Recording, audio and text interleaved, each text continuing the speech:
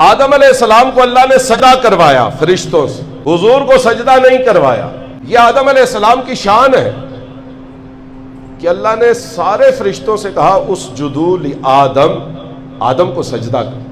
اللہ خود سجدے میں شریک نہیں ہوا، اللہ نے فرشتوں سے کہا سارے فرشتے سجدہ کرو۔ فسجد الملائکۃ کلھم اجمعون، اور اللہ فرماتا ہے پھر سارے فرشتوں نے سجدہ کیا۔ اب اس کے بدلے میں حضور کو کیا شان ملی؟ شان یہ ملی اللہ کے سارے فرشتوں نے آدم علیہ السلام کو سجدہ کیا ہے، اور حضور کی شان یہ ہے کہ اللہ اور اس کے سارے فرشتے نبی اور آل نبی پہ درود و سلام بھیجتے رہتے ہیں۔ دیکھیے وہ جو سجدہ آدم علیہ السلام کو ہوا تھا فرشتوں نے کیا تھا، اللہ اس کے اندر شریک نہیں ہوا تھا، مگر جو درود و سلام پڑھا جاتا ہے سارے فرشتے بھی درود و سلام پڑھتے ہیں اور رب کائنات بھی درود بھیجنے میں شریک ہو جاتا ہے۔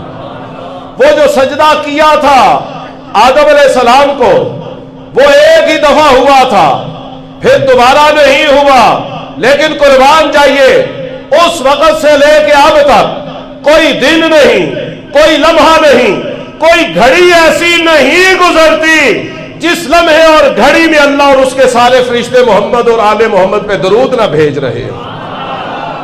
وہ سجدہ ایک دفعہ ہوا تھا پھر ختم ہو گیا، لیکن ہمارے نبی اور آل نبی پہ جو درود و سلام اللہ بھیج رہا ہے وہ درود و سلام ایسا ہے اس وقت سے اللہ بھیج رہا ہے، قیامت تک اللہ بھیجتا رہے گا، اور قیامت کے بعد بھی اللہ نبی اور آل نبی پہ درود و سلام بھیجتا رہے گا۔ تو یہ آل نبی کی شان ہے میرے محترم سامعین۔ مولا علی مشکل کشا کی شان کا کیا کہیں؟ آپ دیکھیے مجھے اور آپ کو اللہ نے ایک ڈگری دی، اور وہ ڈگری کیا ہے؟ اللہ نے فرمایا کنتم خیر امہ، اللہ نے فرمایا تم سب سے بہترین امت۔ اللہ ہمیں کہہ رہا ہے کہ 1,24,000 نبیوں کے جتنی بھی امتیں ہیں تم ان میں سے سب سے بہتر ہو، سب سے اعلیٰ ہو، سب سے افضل ہو، سب سے بالا ہو، سب سے بلند ہو، تم مجھے سب سے زیادہ پیارے ہو کہ تم سب سے بہترین امت ہو۔ یا اللہ کہاں وہ لوگ، کہاں ہم لوگ؟ پروردگار ہمارے عمل تو ایسے نہیں کہ تو ہمیں افضل کہے، بہترین کہے۔ یا اللہ ہمارے کرتوت تو دیکھ ہم کیسے ہیں، اور تو ہمیں ساری امتوں سے بہترین کہہ رہا ہے۔ اللہ نے فرمایا میرے نبی کے امتیوں میں تمہارے کرتوت دیکھ کے نہیں بلکہ اپنے محبوب کو دیکھ کے تمہیں سب سے بہترین امت کہہ رہا کہ تم میرے محبوب کے امتی ہو، اسی لیے تمہیں سب سے بہترین امت کہا۔ ہم سب سے بہترین امت ہے کیونکہ ہم نے 1400 سال بعد محمد مصطفیٰ کا کلمہ پڑھا ہے۔ اب جملہ سمجھیے گا اور سبحان اللہ سمجھ کے کہنا ہے۔ ذرا سوچئے میرے محترم سامعین، جنہوں نے 1400 سال کے بعد محمد مصطفیٰ کا کلمہ پڑھا ہے وہ سب سے بہترین ہے۔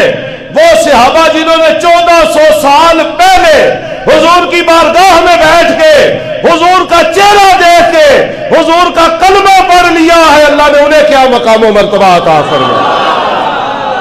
عزیزان محترم ہم نے تو کلمہ پڑھا ہے، صحابہ نے بھی کلمہ پڑھا تھا۔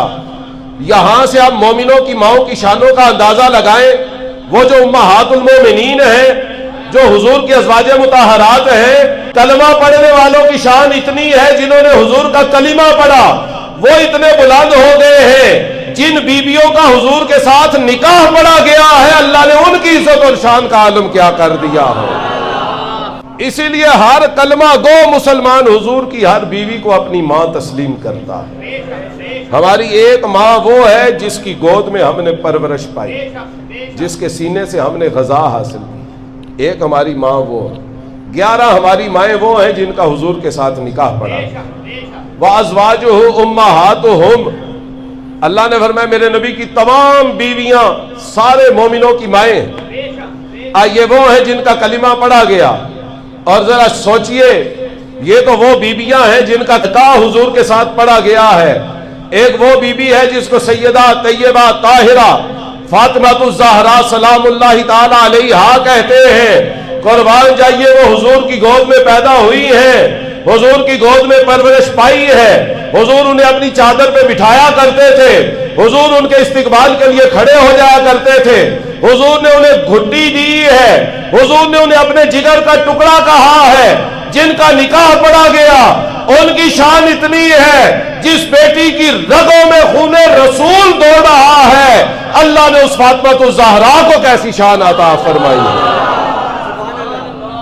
कोई धी नहीं मोहम्मद दी धी वर्गी, बेशक फातिमा किसे दा ना होवे, जम्मी पली जड़ी नूरी पर्दियां विच जिदे सिर उते नबूवत दी छा होवे, जिदी इज्जत लई नबी आप खलोता, जिदी चक्की चलाण लई जिब्राइल भी परेशान होवे, यारो मुश्किल कुशा दी होवे बीवी, नाले हसन हुसैन दी मां होवे, नहीं लभदी मिसाल दुनिया विच उस मां दी जिदे पुत्र ने चढ़ के नेज़े ते पढ़िया कुरान होवे।